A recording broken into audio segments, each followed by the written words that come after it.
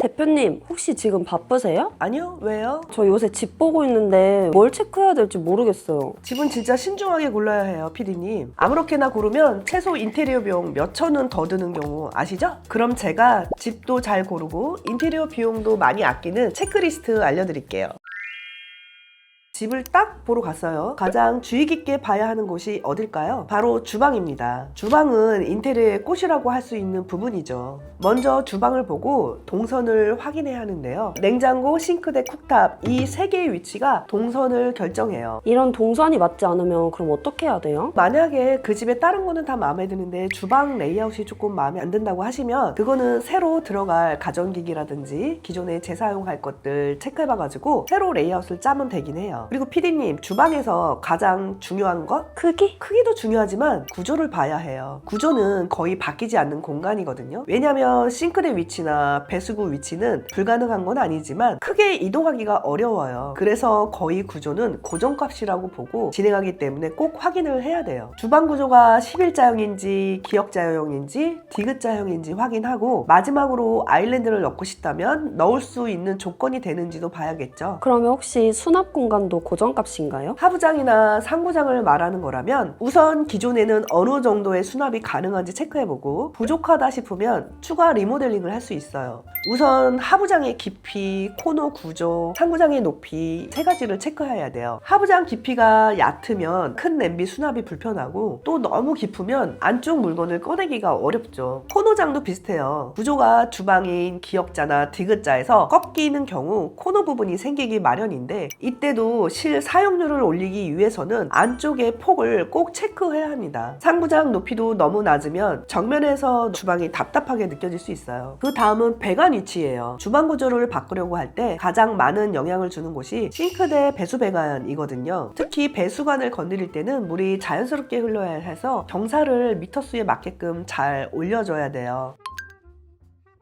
그리고 화장실도 배관이 중요해요. 화장실도 변기, 세면대, 샤워 공간 이 모든 게 배관과 연결이 되어 있기 때문에 배관 위치나 상태에 따라 욕실 구조도 바뀔 수 있는지 여부도 달라질 수 있어요. 그 다음은 얘기 나온 김에 욕실 체크 사항을 알려드릴까요? 보통 주방 다음에 화장실이 인테리어의 비용이 제일 많이 들어간다고 할 수 있죠. 화장실은 그렇게 넓지도 않은데 비용이 많이 들어요? 왜냐하면 화장실은 물을 사용하는 공간이라 방수 시공이나 배관 시공, 타일 공사가 흔한데요. 이 시공들이 공정이 많고 단가 자체가 높아요. 화장실 시공의 비용을 줄이려고 싶다면 벽타일과 바닥 타일을 꼼꼼하게 봐야 해요. 타일이 깨져 있는지, 들떠 있는지, 그리고 줄눈 상태가 양호한지 체크하시고요. 모든 상태가 양호하고 굳이 교체할 필요가 없다고 느끼시면 그대로 유지하고 살아가는 것도 나쁘지 않아요. 욕실 수압도 확인해야 해요. 아, 저 이거 알아요. 변기 물 내려보면 되는 거 아니에요? 빙동댕. 그런데 요즘은 변기물만 내린다고 되지 않아요. 중요한 것은 동시에 사용 수압 변화인데요. 내가 우리 집에서 동시에 샤워기를 쓰거나 변기를 내리거나 세면대를 쓰는 일이요. 이렇게 동시 사용을 할 때 한쪽의 수압이 약해지는 경우가 있어요. 그래서 단순히 변기물만 한번 내리기보다는 샤워기와 세면대를 동시에 틀고 변기물을 내려보는 방법도 체크하는 게 가장 정확합니다.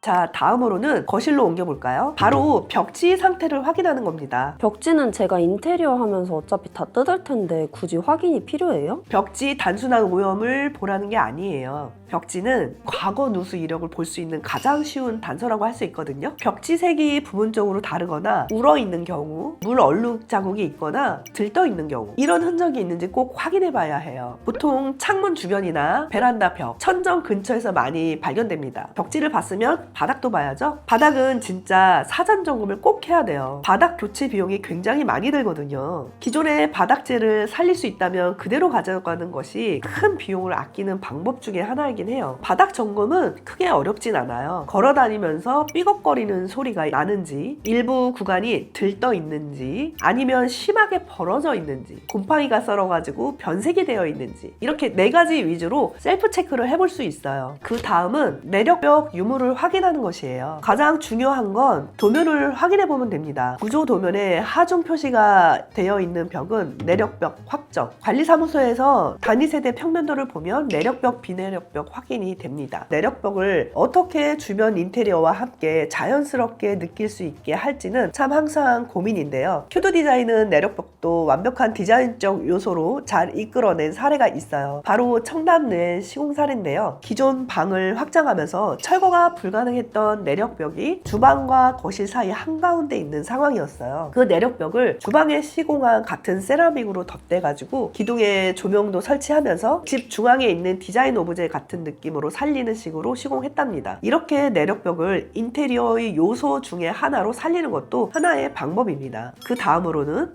샤시 확인. 샤시는 본격적으로 생활에 직결되는데 특히 난방비가 샤시의 상태로 결정된다고 봐도 무방하죠. 샤시는 우선 상태가 안 좋으면 겨울에 단열이 되지 않아서 난방비 폭탄을 맞아요. 결로 발생 위험도 있고 곰팡이 생기기도 하죠. 단창인지도 확인해봐야 하죠?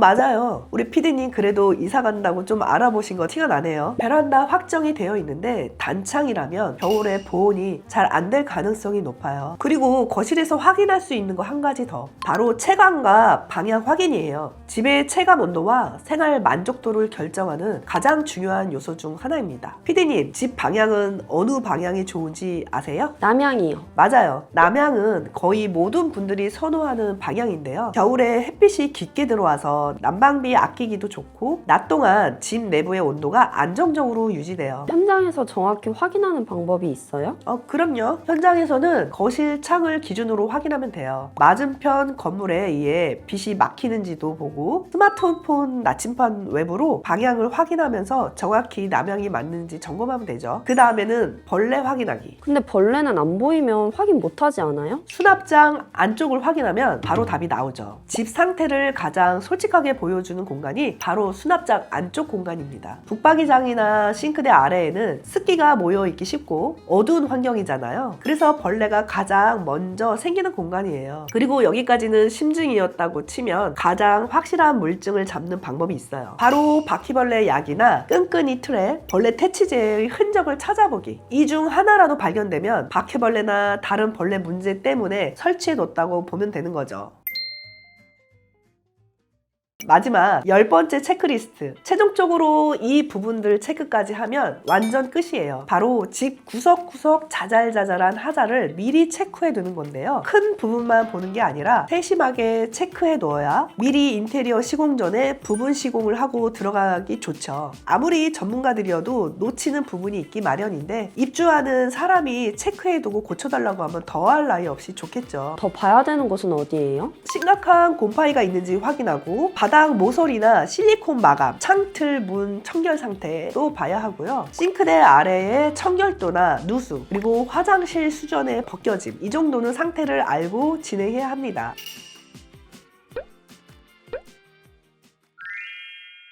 오늘 이렇게 이사 갈 집 필수 체크리스트 10가지 알려드렸는데 피디님 이렇게 디테일하게 생각은 못 하셨죠? 네, 역시 대표님한테 말씀드리길 진짜 잘한 것 같아요. 이사를 많이 가보신 분들은 이런 상황에서 능숙하게 대처하시겠지만 첫 이사이신 분들은 어려운 점이 많으실 거예요. 그런 분들은 이 체크리스트 그대로 꼭 메모하고 저장하셨다가 활용하세요. 그리고 더 궁금한 점이 있으면 언제든 편하게 댓글로 남겨주세요. 지금까지 큐드 디자인 한대표였습니다. 다음 영상에서 또 봬요. 안녕.